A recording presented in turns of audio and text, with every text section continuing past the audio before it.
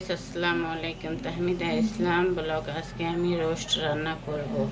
hello guys, দই, পেঁয়াজ sauce, এই যে মশলা,